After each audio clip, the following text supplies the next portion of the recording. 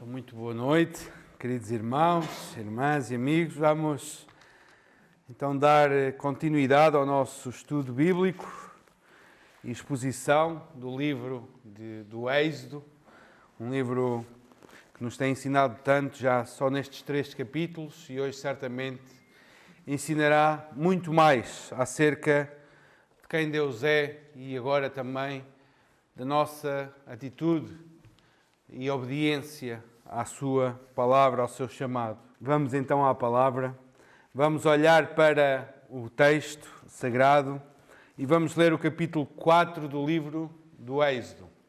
Êxodo capítulo 4, eu vou ler na versão da Ara. Diz assim então a palavra do Senhor. Respondeu Moisés: mas eis que não crerão nem acudirão à minha voz, pois dirão: o Senhor não te apareceu. Perguntou-lhe o Senhor: que é isso que tens na mão? Respondeu-lhe: um bordão. Então lhe disse: lança-o na terra. Ele o lançou na terra e o bordão virou uma serpente, e Moisés fugia dela. Disse o Senhor a Moisés: estende a mão e pega-lhe pela cauda. Estendeu ele a mão, pegou-lhe pela cauda e ela se tornou um bordão. Para que creiam que te apareceu o Senhor, Deus de seus pais, o Deus de Abraão, o Deus de Isaque e o Deus de Jacó. Disse-lhe mais o Senhor: mete agora a mão no peito. Ele o fez, e tirando-a, eis que a mão estava leprosa, branca como a neve. Disse ainda ao Senhor: torna a meter a mão no peito. Ele a meteu no peito novamente, e quando a tirou, eis que se havia tornado como o restante da sua carne. Se eles não te crerem, nem atenderem à evidência do primeiro sinal, talvez crerão na evidência do segundo. Se nem ainda crerem mediante estes 2 sinais, nem te ouvirem a voz, tomarás das águas do rio e as derramarás na terra seca, e as águas que do rio tomares tornar-se-ão em sangue sobre a terra. Então disse Moisés ao Senhor: ah, Senhor, eu nunca fui eloquente, nem outrora, nem depois que falaste a teu servo, pois sou pesado de boca e pesado de língua. Respondeu-lhe o Senhor: quem fez a boca do homem? Ou quem fez o mudo, o surdo, ou o que vê, ou o cego? Não sou eu, Senhor?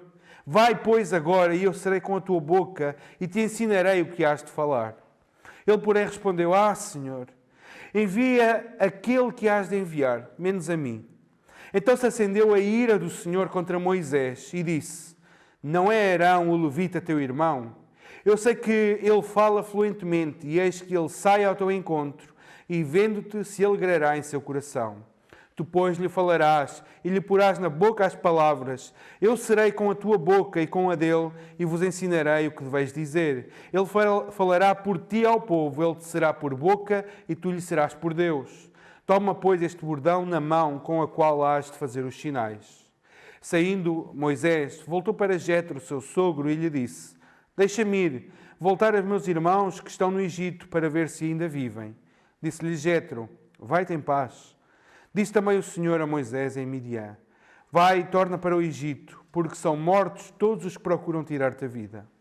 Tomou, pois, Moisés a sua mulher e seus filhos, fê-los montar num jumento e voltou para a terra do Egito. Moisés levava na mão o bordão de Deus. Disse o Senhor a Moisés: quando voltares ao Egito, vê que faças diante do faraó todos os milagres que te hei posto na mão, mas eu lhe endurecerei o coração, para que não deixe ir o povo. Dirás ao faraó: assim diz o Senhor, Israel é meu filho, meu primogênito. Digo-te, pois, deixa ir o meu filho, para que me sirva, mas se recusares deixá-lo ir, eis que eu matarei teu filho, teu primogênito. Estando Moisés no caminho, numa estalagem, encontrou o Senhor e o quis matar. Então Zípora tomou uma pedra aguda, cortou o prepúcio do seu filho, lançou-o aos pés de Moisés e lhe disse: sem dúvida, tu és para mim esposo sanguinário. Assim o Senhor o deixou. Ela disse: esposo sanguinário, por causa da circuncisão. Disse também o Senhor a Arão: vai ao deserto para te encontrares com Moisés. Ele foi e, encontrando-o no monte de Deus, o beijou. Relatou Moisés a Arão todas as palavras do Senhor, com as quais o enviara, e todos os sinais que lhe mandara.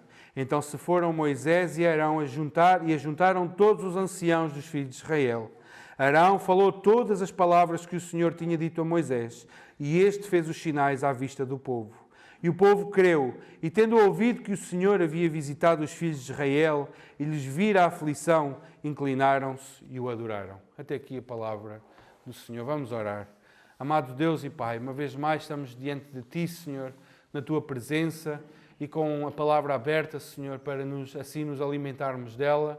E nós Te pedimos, ó Deus, que venhas a ser com cada um de nós, Senhor, aqui presente, para que o Teu Santo Espírito, Senhor, possa trabalhar em cada um de nós através da Tua palavra, Senhor. Por isso, vem ajudar-nos, auxiliar-nos neste momento. Nós Te pedimos no nome de Jesus Cristo. Amém. Os irmãos estão recordados que falámos, não na última quinta da semana passada, mas há 2 semanas, que foi quando estudámos o capítulo 3, que Moisés encontrou o Senhor numa sarça ardente. E vimos 10 atributos de Deus que nós vimos no capítulo 3, como Deus foi reforçando e foi-se apresentando a Moisés e a nós, através do relato deste texto, e percebemos como Deus é aquele, não é um Deus distante, como Epicuro assim imaginava, um Deus que pôs as coisas a funcionar e foi-se embora, mas é um Deus que se preocupa com o seu povo, um Deus que vela pelo seu povo, um Deus que conhece o seu povo, que sabe as dificuldades do seu povo, é um Deus que se revela, um Deus que chama, um Deus que conhece pessoalmente cada um. E vimos todas estas coisas no capítulo 3. E o capítulo 4 é uma extensão deste diálogo, é a continuação e conclusão deste diálogo, desta chamada de Deus para com Moisés. A estrutura é muito clara deste texto. No capítulo 4, os irmãos têm até a divisão natural, certamente, pelos títulos. Do 1 ao 17 e depois do 18 ao 31. Do 1 ao 17 temos a continuação do diálogo de Moisés com o Senhor e das desculpas de Moisés, e do versículo 18 ao 31, então temos já a partida e a jornada de Moisés até ao Egito. Nós vamos então olhar em primeiro lugar para a primeira parte, e se os irmãos estão lembrados, Moisés levantou 2 perguntas. A primeira delas, uma pergunta que todos nós devemos fazer também. Quem sou eu, Senhor? Está no capítulo 3. Deus disse que ele ia libertar o povo e ele pergunta: quem sou eu? Um homem de 80 anos, que já esteve no Egito, há 40 que pastoreio ovelhas, gado. Quem sou eu? Eu já tentei, mas fracassei. Quem sou eu, Senhor? E a segunda pergunta que Moisés levantou é: quem é que eu vou apresentar? Quem é que eu vou anunciar? Que Deus é que eu vou anunciar ao povo? E Deus apresenta-se: eu sou o que sou. O Deus de Abraão, o Deus de Isaac, o Deus de Jacó. O Deus dos pais, dos patriarcas, sou eu. Sou indefinível. Eu sou o que sou, não há comparação. E agora Moisés continua a sua argumentação. Se até aqui tinha alguma piedade nesta argumentação, a partir de agora Moisés começa a pisar a linha vermelha na questão da argumentação com o Senhor.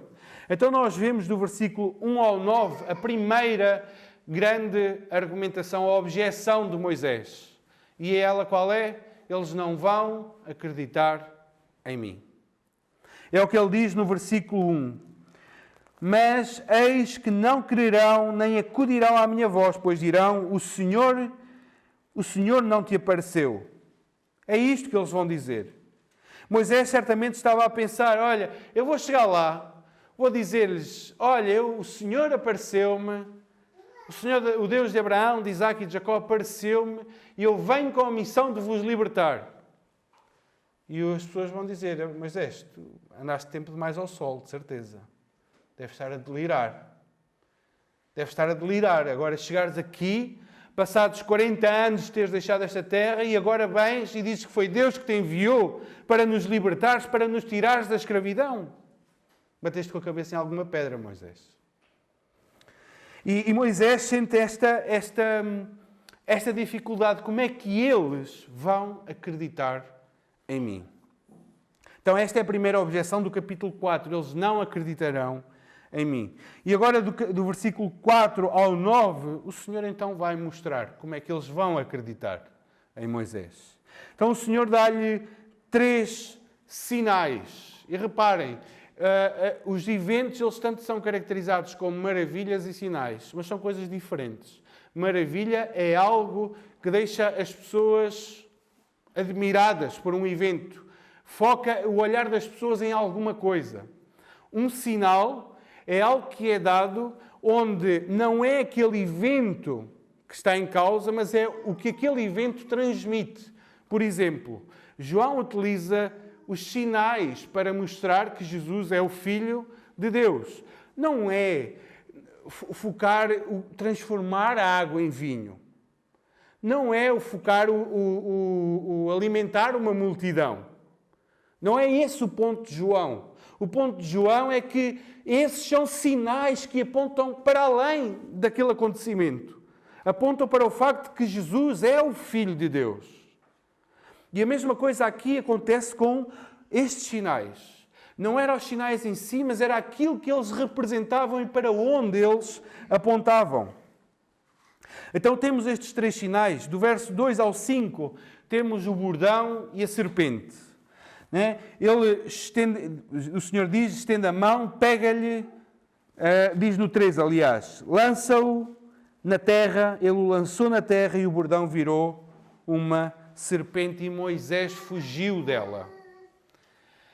A serpente no Egito, ela era uma representação de poder político e religioso. Os irmãos certamente já viram algumas imagens do Egito, dos faraós, e está a serpente coroada, né? E os faraós têm até uma serpente, não é? Certamente já viram muitas vezes essa imagem, porque a serpente tanto é algo que demonstra poder político como poder religioso. E não é por acaso que o Senhor pega nesta imagem e trabalha com Moisés. O que o Senhor está a mostrar a Moisés é que ele pode ter fugido realmente deste poder, como fugiu desta serpente. Os irmãos vejam, Moisés fugia dela, sentindo-se atacado, sentindo-se amedrontado pela serpente. E o Senhor está-lhe a dizer, sim, realmente podes ter fugido, mas agora, em obediência à minha palavra, pega-lhe pela cauda, tu vais poder subjugar este poder. Tu vais conseguir subjugar este poder político e religioso, mas só com uma condição: obediência à minha palavra. O segundo sinal que Deus lhe dá é uma mão leprosa. A lepra era uma doença considerada incurável no Egito. E quando a Bíblia fala em lepra, é um termo muito generalizado que refere-se a doenças de pele. Não se está a referir somente à lepra que nós conhecemos hoje, mas são doenças de pele. E então a lepra era algo que os egípcios temiam, também devido ao lugar em que viviam, um lugar úmido. Era algo que assolava os egípcios. E o que o Senhor está a mostrar é que aquilo que é considerado incurável, o Senhor tem o poder para curar. O Senhor mostra a Moisés que tanto o mal que aparece na sua mão, como a cura da sua mão, estão sob o domínio de quem? De Deus. O terceiro sinal é a água em sangue. E reparem que Deus diz para ele, disse-lhe no verso 9, se ainda não crerem mediante estes 2 sinais, nem te ouvirem a voz, tomarás das águas do rio. Aqui o rio é o rio Nilo. O Egito, sem o Nilo, não existe. É um deserto. Aquilo que sustenta e que faz do Egito um lugar de prosperidade é exatamente o rio Nilo. O rio Nilo era venerado. Havia um deus, que era o deus Hapi, o deus egípcio, da mitologia egípcia, chamado a fonte do Nilo. O rio Nilo era chamado pão da vida, a mãe de todos. Porquê? Porque toda a vida do Egito consistia dependia do Nilo. O Nilo, todos os anos, ele transbordava as suas margens, regava as terras e fertilizava aquelas terras que depois davam os seus produtos. Então, era uma zona bastante rica e de onde o Egito tirava toda a sua riqueza. E o que Deus está a mostrar a Moisés é que transformar a água do Nilo em sangue é destruir o próprio Egito. É destruir a fonte de vida do Egito. O Senhor mostra a Moisés que é Ele quem controla as nações, é Ele quem as levanta e é Ele quem as derruba, é Ele quem as tira. Mexer com o Nilo era mexer com a potência mundial, era mexer com o Egito. E estes sinais serviriam para mostrar a Moisés de que o Egito não é maior do que o Senhor. Os deuses do Egito não são maiores do que o eu sou. A potência mundial e os exércitos do Egito não seriam maiores do que o Senhor dos exércitos. Mas estes sinais, eles também mostravam alguma coisa a Moisés. Eles davam grandes lições ao próprio Moisés. O primeiro, da serpente, Deus trabalha nele e aquilo que Moisés fugia, ou seja, da serpente, em obediência a Deus, ele poderia arriscar a vida. Pegar na serpente pela cauda. Pegar numa serpente pela cauda e a cabeça está desprotegida é um risco. É um risco para a própria vida. Mas Moisés poderia agir assim se agisse em obediência àquilo que o mandou. Se ele agisse em obediência à palavra do Senhor. E mostrou a Moisés também que ele, aquele que o enviava, é poderoso para transformar algo comum, um bordão, uma vara, um cajado do pastor, pegar em algo comum e torná-lo mortal. E também é poderoso para fazer aquilo que é mortal se submeter a um homem que é obediente pela fé a Deus. O Senhor pega na coisa mais simples, um bordão de um pastor, e torna-o em algo mortal para o homem. Mas o homem, obediente pela fé à palavra do Senhor, pode também subjugar aquilo que é mortal. É isto que o Senhor está a mostrar a Moisés. O segundo sinal não lida com coisas exteriores, mas lida com o próprio Moisés. Irmãos, Moisés tinha dúvidas acerca da sua capacidade. E agora, com a mão leprosa, não havia dúvidas nenhumas. Se ele já antes se achava incapaz, agora com uma mão leprosa, estava totalmente incapaz de fazer qualquer ação de libertação. Mas o Senhor mostra a Moisés que Ele, o Deus, o Senhor, o Eu Sou, é restaurador e renovador. Ao invés de olhar para a situação, para o que tinha sido anteriormente, para o seu próprio fracasso, para a sua mão empodrecida pela lepra, Moisés agora devia olhar para o poder transformador de Deus. Era isto que Deus também estava a mostrar a Moisés.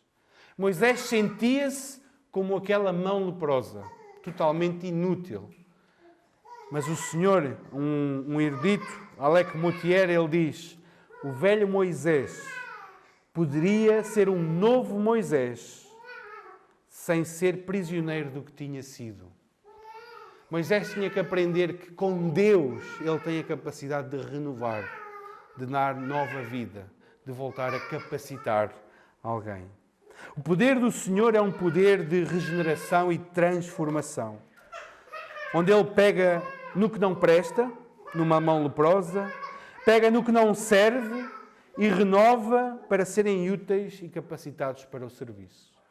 Aquela mão leprosa era uma ilustração do próprio Moisés, totalmente incapacitado, mas pelo poder de Deus, renovado, transformado e pronto para ser útil para a obra do Senhor.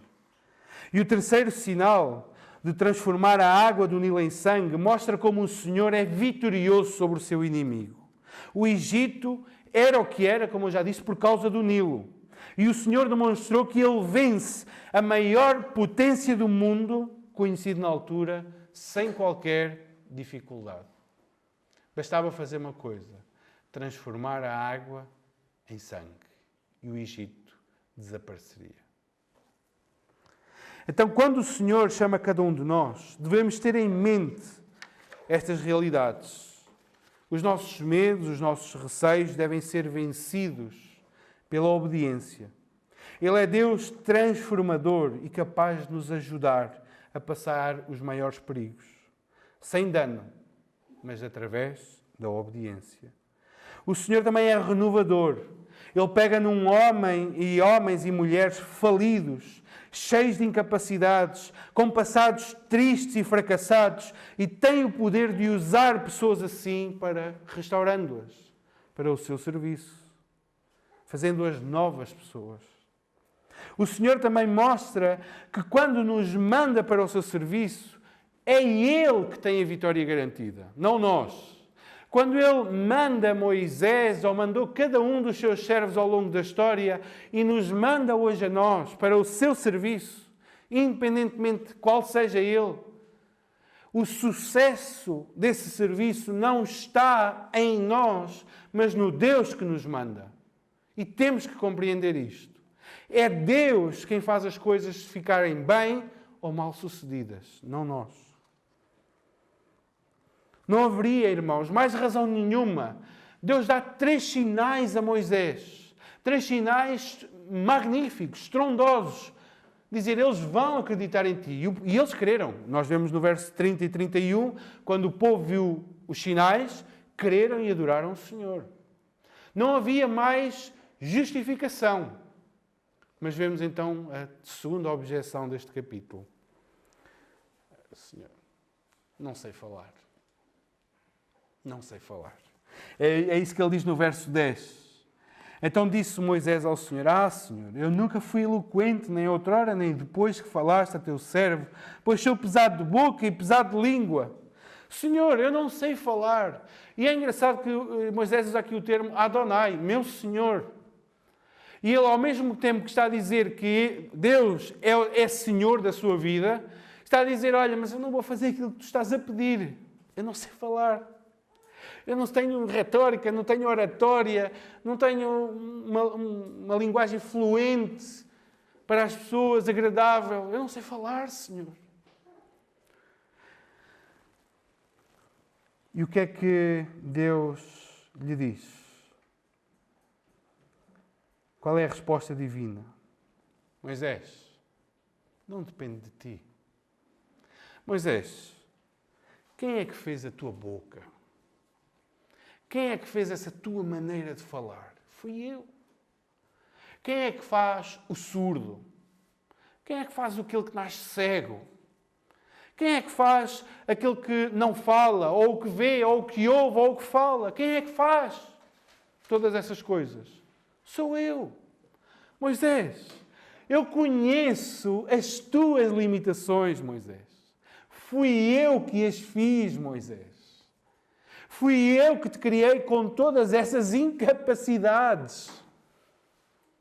Mas agora vai, porque eu serei contigo. Moisés tinha que perceber que dependia tudo de Deus e nada de Moisés. Moisés perspectivava o fracasso da missão por causa das suas próprias capacidades. Ou seja, continuava a olhar para si mesmo. As objeções eram, Senhor, como se as suas capacidades ou incapacidades é que fossem determinantes. E o Senhor diz, Moisés, para de olhar para ti e olha para mim. Moisés, para de olhar para as tuas fraquezas e olha para mim que tem todo o poder. Moisés tinha que aceitar a realidade sobre a majestade de Deus. Irmãos, Deus levou Moisés a sério e não desprezou o sentimento de inadequação. Mas ao mesmo tempo, teve que confrontar Moisés com a realidade de quem era o Deus que o estava a mandar. Deus não levou a sério Moisés, as objeções de Moisés. Mas Moisés tinha que perceber quem era o Deus que o enviava. Sou eu que faço todas as coisas, Moisés. Sou eu que te estou a enviar. E a resposta é, uma vez que foi eu que fiz tudo, verso 11, não sou eu o Senhor? Verso 12, vai, pois, agora. Às vezes eu tenho que dizer aos meus filhos, eu digo para fazer alguma coisa, começam a falar com rodeios, não quer fazer, tal, e ontem fiz eu, hoje é a vez dela, tal, e às vezes temos de dizer, no caso, desculpa lá, Miguel, eu já não te estou a pedir para fazeres, eu estou-te a mandar fazer. É muito diferente.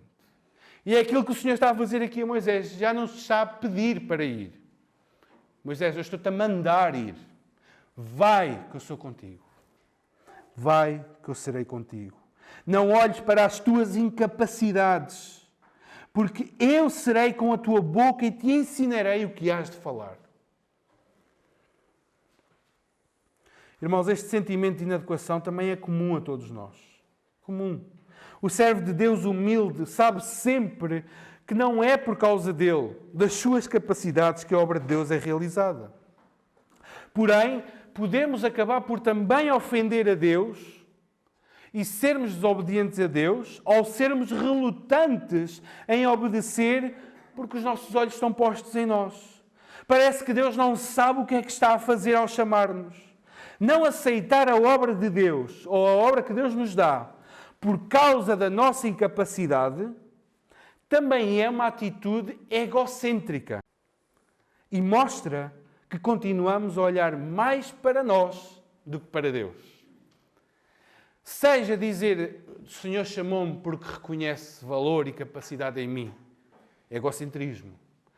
Senhor, eu não vou porque eu não sou capaz. Egocentrismo. Os dois olham para si mesmos e não olham para aquele que pode consumar a obra. Quero que te lembres e que nos lembremos cada um de nós que Deus fez-nos com todas as nossas incapacidades, tudo aquilo que nos atrapalha, todos os nossos fracassos, toda a nossa mediocridade.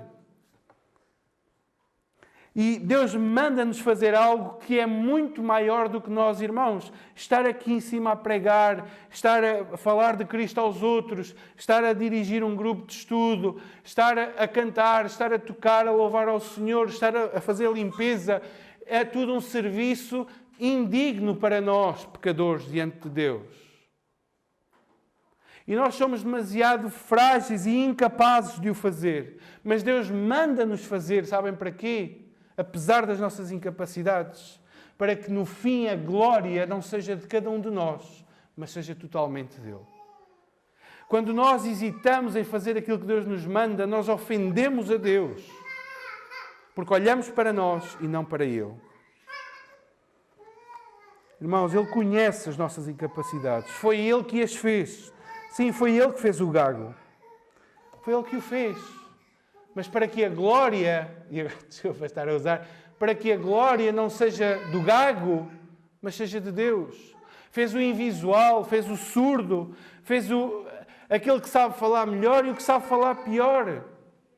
Mas Ele capacitará cada um para a sua obra e estará presente na execução dessa obra. E agora chegamos à última objeção. Verso 13. Até ao 17. E Moisés pisa o risco aqui.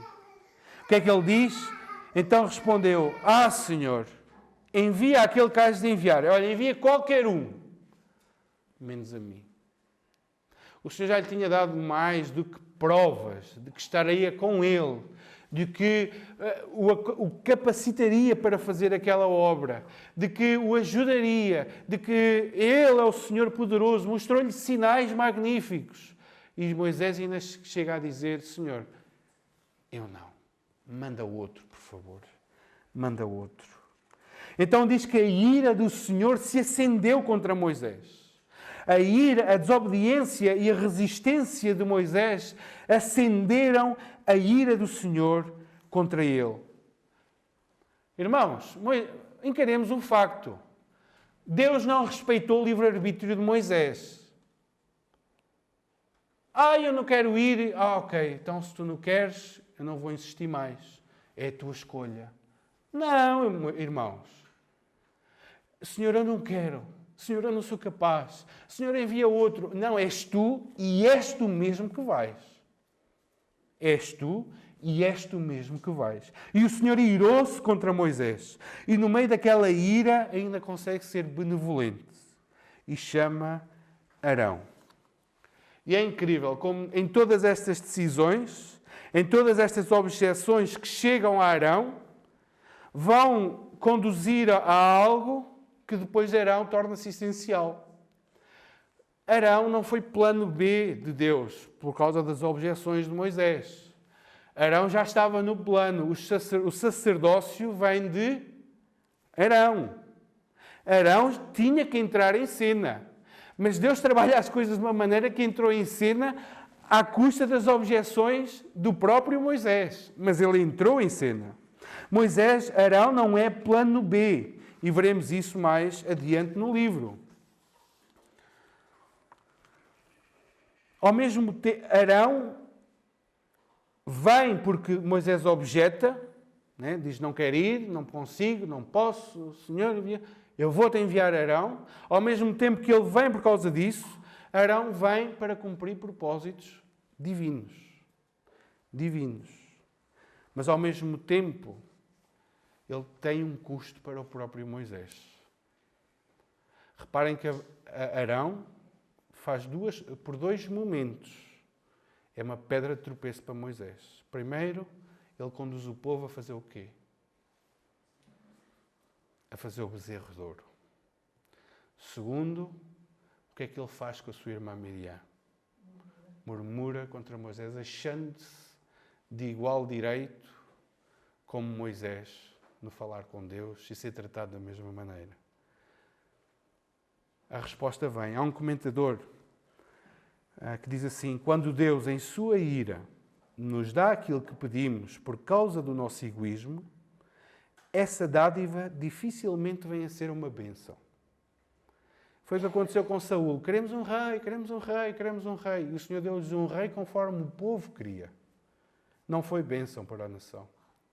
E depois sim, Deus deu um rei conforme o Senhor queria. E esse sim foi de bênção. Mas o pedido muitas vezes é respondido e não é para bênção.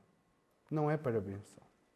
Diz assim o comentador: um dos julgamentos mais dolorosos que Deus manda sobre o seu povo é deixá-lo conseguir o que quer. Insistimos, insistimos, insistimos, insistimos e não aceitamos o não da parte de Deus e continuamos a insistir. E Deus disciplina-nos dizendo sim, ok, tem lá então aquilo que tu queres. E muitas vezes vem para dor, não é para maldição, mas para a nossa disciplina e não para a nossa bênção. Irmãos, na chamada de Moisés, o Senhor simplesmente ofereceu-se. Reparem, irmãos, do capítulo 4 ou do capítulo 3, Moisés diz uma frase e o resto do texto é do Senhor. A responder a Moisés com paciência. E o Senhor está sempre a oferecer-se a Moisés, a dizer: eu estou contigo. O Senhor não mudou a visão de Moisés acerca de si mesmo. Não esteve lá com palavras massas a dizer: Moisés, não, tu vais ser capaz, Moisés. Oh, Moisés, tu és bom, acredita em ti, Moisés. É isso que o Senhor está a dizer? Vez nenhuma ele diz isso. O Senhor aceita. Moisés diz: eu não presto. Pois, eu sei que tu não prestas. Não é essa a questão. Eu estou contigo. O Senhor não passa, não é meigo com Moisés, não lhe passa paninhos quentes, não diz que a tarefa vai ser fácil, nem garantiu que o sucesso ia ser imediato, ou não incitou Moisés a pensamentos positivos e a não ser tão negativista. Não. Aquilo que o Senhor faz é dizer: Moisés, Além de tudo isso que tu estás a dizer, há uma coisa. Eu estou contigo. Eu acompanho o meu povo. Eu revelo-me ao meu povo. Eu fiz promessas ao meu povo. Eu sou vitorioso. Eu tenho poder para transformar. Eu sou superior a qualquer inimigo. E eu sou aquele que cria. Eu sou aquele que provê. Sou eu que vou contigo, Moisés. Por isso vai. Apesar de todas as tuas fragilidades, vai, que eu serei contigo. O sucesso da libertação não estaria em Moisés, nem em Arão. Esteve sempre dependente de Deus e de Deus somente. Quando somos chamados por Deus para realizar a sua obra, não importa ela qual seja, não olhemos para nós mesmos, pensando que fomos chamados porque somos capazes, nem pensando que não é possível realizar porque somos incapazes. Quando fazemos a obra de Deus, olhemos para Deus, vivendo em obediência e em fé à sua palavra, sem temer perigos ou sem temer dificuldades. O Senhor dos Exércitos está conosco. Ele capacita quem chama. Ele reconforta os seus servos com a sua graciosa presença. E o sucesso da obra que Ele nos confiou não está em nós, mas nele, no Senhor. Então chegamos agora ao final deste diálogo entre Moisés e Deus. E vemos agora a chegada, a partida de Moisés do Monte Horebe, ou das tendas de onde vivia, para o Egito. E esta parte é facilmente dividida em 3 grandes blocos. Versículo 18 até ao 20, vemos aqui uma questão de respeito e conforto da parte de Deus. Vamos ser um bocadinho mais rápidos, que o tempo passou. Diz então que Moisés voltou para o seu sogro Jetro e, segundo a convenção, ele pede permissão ao seu sogro para sair, para levar a sua família para sair, mas ao mesmo tempo vemos prudência, porque ele não diz que, meu sogro, eu vou porque o Senhor chamou-me e eu vou libertar o povo de Israel do Egito. Isso poderia causar muitas aflições, muitas contendas até familiares. Ele diz, olha, eu tenho que ir a Israel, eu tenho que ir ao Egito. Mas não diz é fazer o quê? Né? Vai visitar os irmãos. E ele vai então, sai, mas no versículo 19 parece que podemos subentender que Moisés ainda estava relutante, ainda estava um pouco hesitante. Há pensamentos de Moisés, talvez, o que é que eu vim aqui fazer? O que é que eu vou fazer? No que é que eu me meti? E o Senhor, mais uma vez, cheio de paciência, fala a Moisés.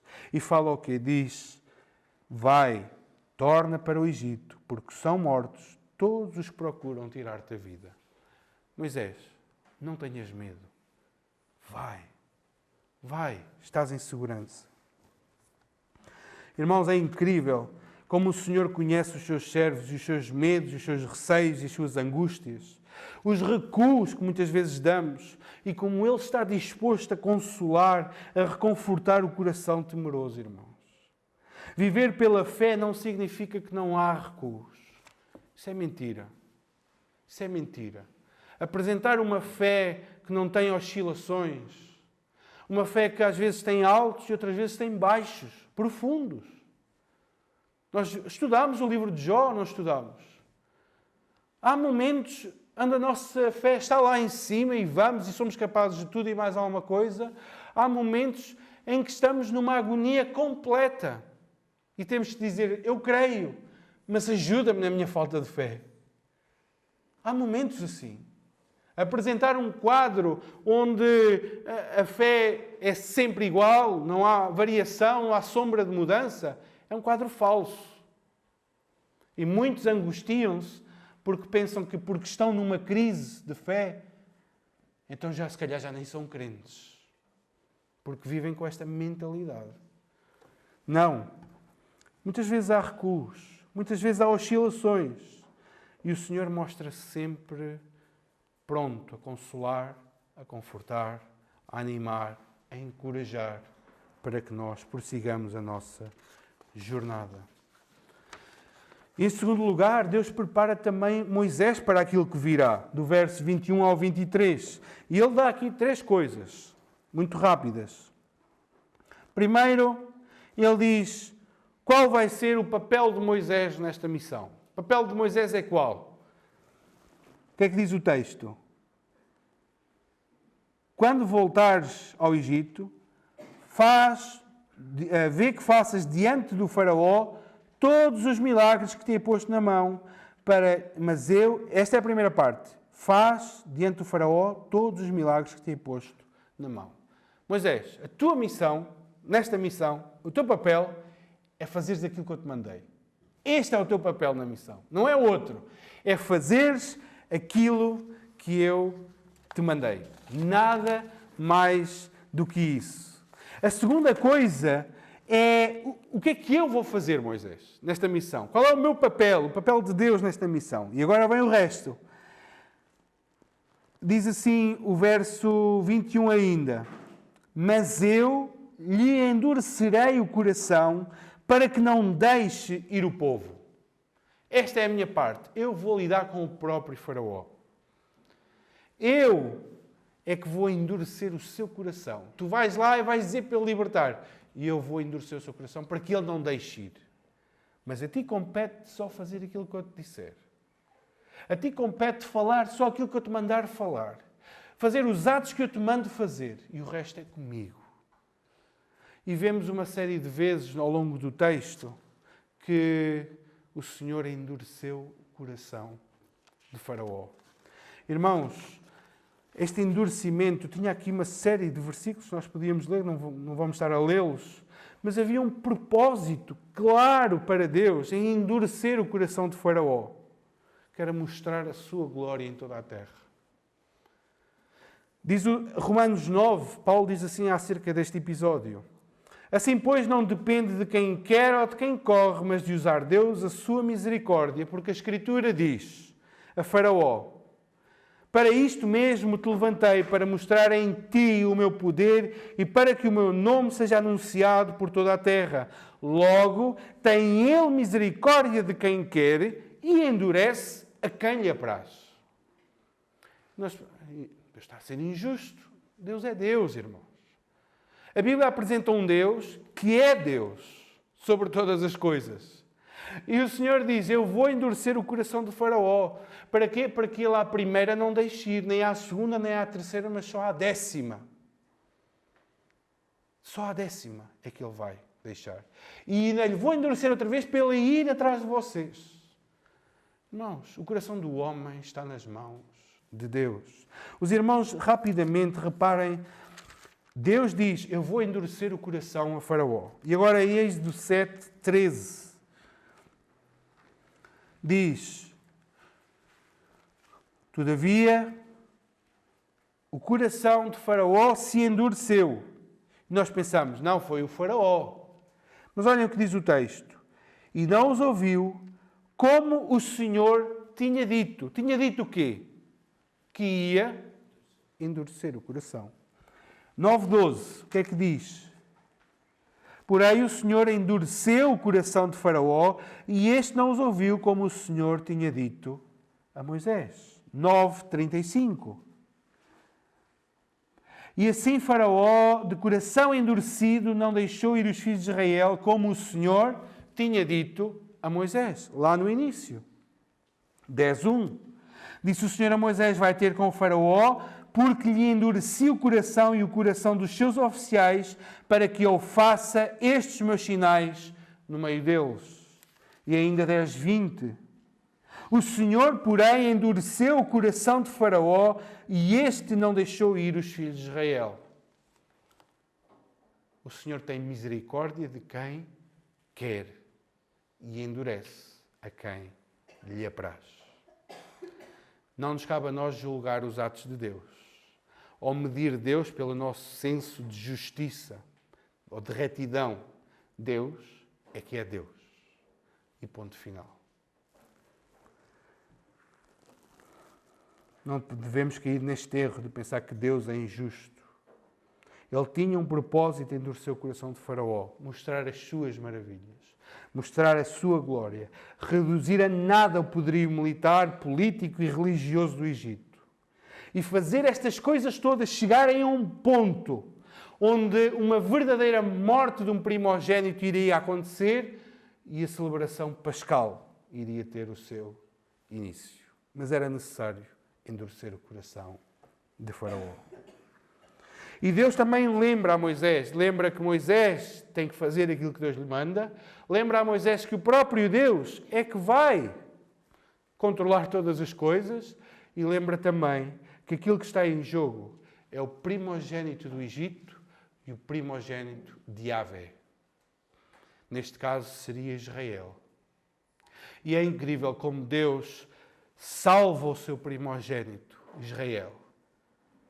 Mas anos e anos mais tarde, sacrifica o seu primogênito para libertar. Agora liberta o primogênito. Depois sacrifica o seu primogênito para matar. Irmãos, no meio disto tudo, Moisés tinha que aprender que os atos eram de Deus. E como diz Paulo aos Coríntios, o que se requer dos dispenseiros é que nós nos achemos somente o quê? Fiéis. Fiéis, nada mais.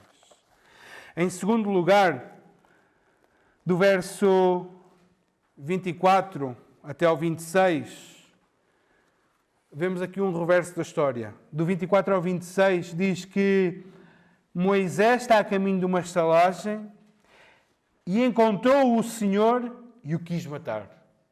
Bolas.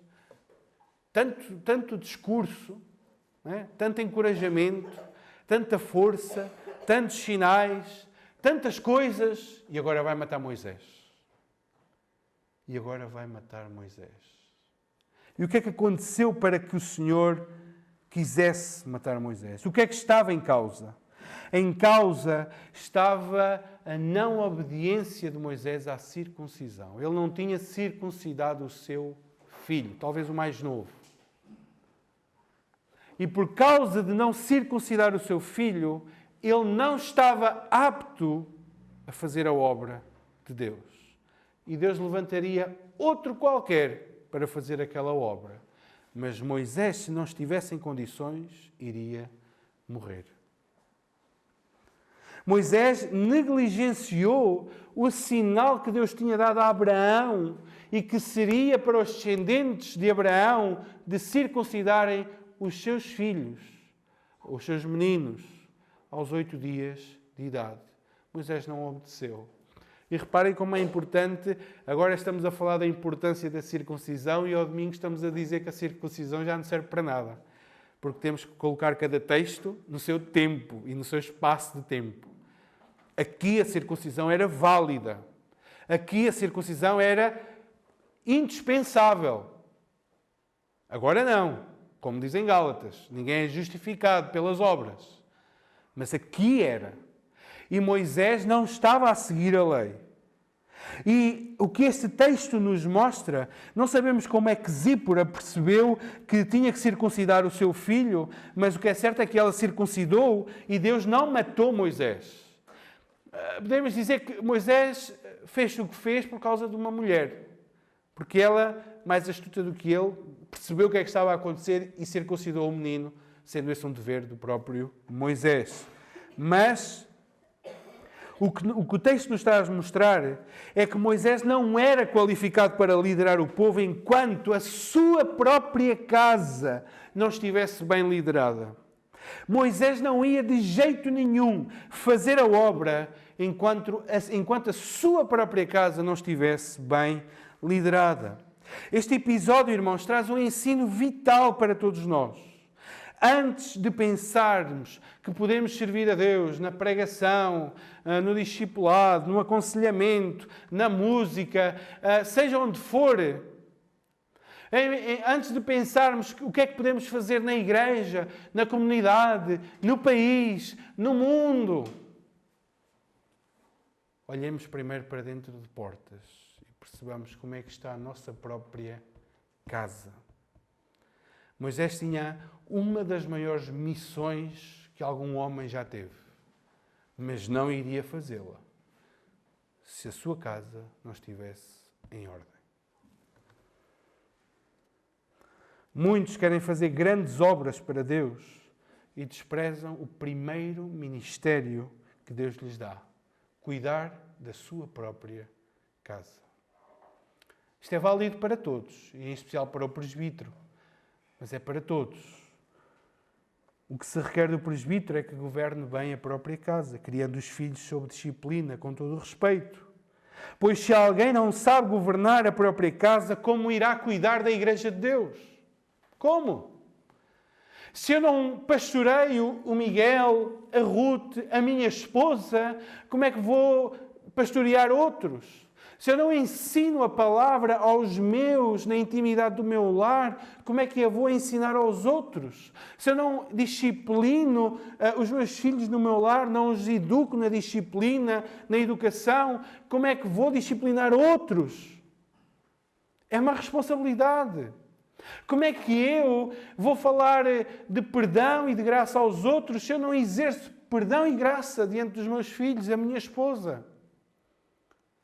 Servir a Deus não é servir a qualquer custo.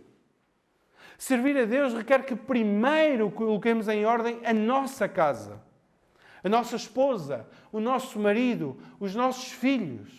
E daí então podemos fazer mais coisas. Mas não podemos fazer mais coisas enquanto isto não estiver resolvido. E por último, então, Moisés chega ao Egito, verso 27 a 31. O Senhor fala a Arão, eles encontram-se, e tudo aquilo que Deus disse que ia acontecer, aconteceu efetivamente. Eles encontram-se, Arão recebe Moisés, os dois chegam ao Egito, juntam-se com os anciãos, Moisés faz os sinais, Arão fala aquilo que Moisés lhe disse, e Moisés diz aquilo que Deus lhe disse, e assim acontece conforme tudo quanto o Senhor tinha dito. E o povo então adora ao Senhor. O povo percebe que o Eu Sou os tinha visitado, se lembrava deles e estava ali para os libertar. Tempos difíceis ainda viriam, mas aquele momento era um momento de adoração. Irmãos, 3 aplicações rápidas. Em primeiro lugar, olhemos para o Senhor e não para nós mesmos, quando somos chamados a servi-lo. Não somos nós, não é a nossa capacidade, a obra não é nossa, o resultado não nos pertence, nem podemos garantir o resultado, tampouco. Se alguma coisa é feita, é porque o Senhor está connosco. Quando somos chamados ao serviço, nós vamos com fé num Deus que é todo-poderoso, que é presente, que é restaurador, que é capacitador, que é soberano. É nesta disposição que nós vamos servir a Deus, em que área for. Em que área for. Não vamos a pensar que somos capazes, nem deixamos de ir a pensar que não somos capazes. Vamos sabendo que Deus está connosco. Irmãos, se queremos seguir o exemplo, olhemos para o exemplo de Cristo. Olhemos para o exemplo de Cristo. Moisés falhou, redondamente. E nós temos que nos pensar sempre que não somos melhores do que Moisés. Se nós estivéssemos na condição de Moisés, nós iríamos falhar. E nós temos que nos lembrar sempre, não, eu vou fazer melhor que Moisés. Não, não vais fazer melhor que Moisés. Tu vais cair em algum momento. Aquilo que te pode libertar, aquilo que te pode ajudar, não é pensar que podes fazer melhor que Moisés. Aquilo que te pode ajudar e aquilo que te pode libertar não é aquilo, é aquele. É aquele que viveu uma vida de obediência completa, plena diante de Deus. Jamais pensemos que vamos conseguir ser melhores que Moisés. Jamais. A nós só nos resta uma coisa, olhar para Cristo. Porquê? Porque Ele sim foi obediente até ao fim. Ele sim aceitou a missão que o Pai lhe deu e nunca colocou em causa uma ordem do Pai. Nunca. Nunca.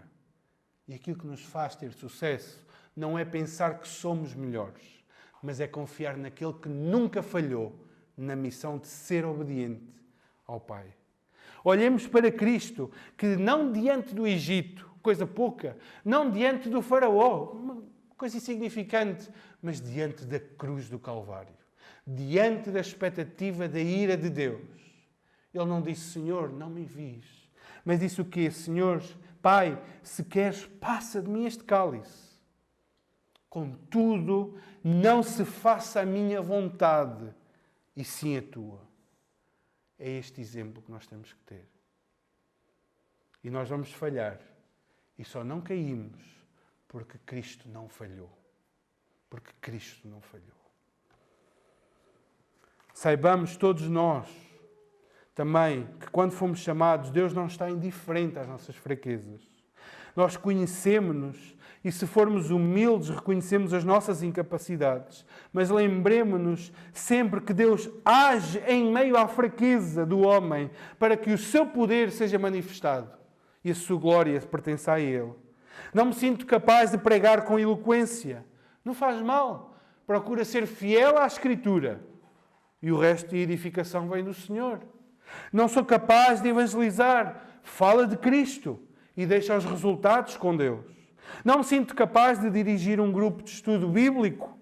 Estuda, pesquisa, trabalha, ora e ora muito e deixa os resultados com Deus. Não é a tua capacidade. Não é a capacidade de cada um de nós. É Deus a agir através de nós.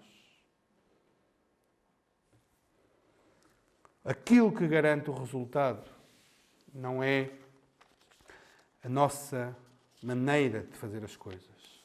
É Deus estar presente naquilo que fazemos. Irmãos, Ele conhece as nossas fraquezas. E quando nos despojamos diante dEle, reconhecendo a nossa total incapacidade, mas ao mesmo tempo submetendo-nos à sua vontade, Deus agirá de forma extraordinária. Ele pega no comum e transforma numa maravilha. Irmãos, Ele consegue pegar num cajado de um pastor. Eu não sei se os irmãos leram em casa e notaram aqui uma mudança estrondosa no texto.